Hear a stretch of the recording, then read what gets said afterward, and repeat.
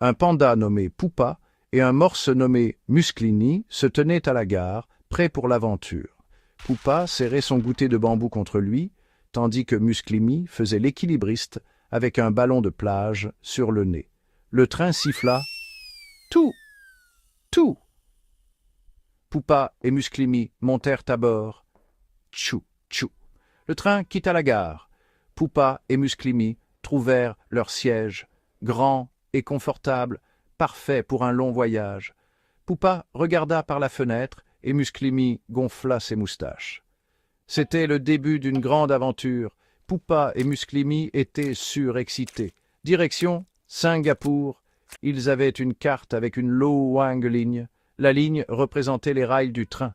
Gap 2 cesse. Cette vidéo est la suite du vidéo précédent où Poupa et Musclimi s'étaient arrêtés à Moscou.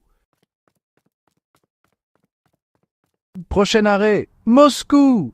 Poupa et Musclimi descendirent du train. Ils découvrirent des tours colorées et visitèrent une grande et belle place.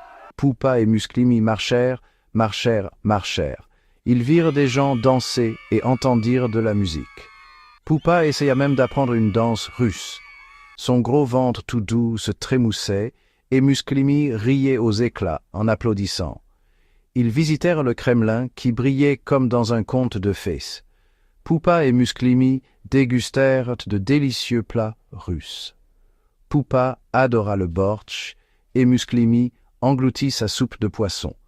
Après leur aventure moscovite, il était temps de remonter dans le train. Poupa et Musclimi firent au revoir à la ville. Ils étaient impatients de découvrir la prochaine étape de leur voyage. Le train traversa des paysages magnifiques. Poupa et Musclimi regardaient par la fenêtre. Ils virent d'immenses forêts, des montagnes enneigées et même des chameaux se promenant dans le désert. Les jours et les nuits passèrent. Le train continua sa route sans s'arrêter. Poupa et Musclimi jouèrent à des jeux, lurent des livres et se racontèrent des histoires. Ils se firent des amis parmi les autres passagers. Ils rencontrèrent une famille de Mongolie et un homme d'affaires chinois. Poupa et Musclimi apprirent de nouveaux mots dans différentes langues. Le monde était plein de surprises. Poupa et Musclimi étaient impatients de voir quelle aventure les attendait. Enfin, le train arriva à Singapour. Poupa et Musclimi descendirent. L'air était chaud et humide, et les palmiers se balancèrent dans la brise. Poupa et Musclimi virent des bâtiments incroyables qui touchaient le ciel. Ils visitèrent de magnifiques jardins aux fleurs colorées et virent même une grande roue géante. Poupa et Musclimi goûtèrent à la délicieuse cuisine singapourienne. Ils adorèrent les nouilles épicées et le riz sucré à la noix de coco.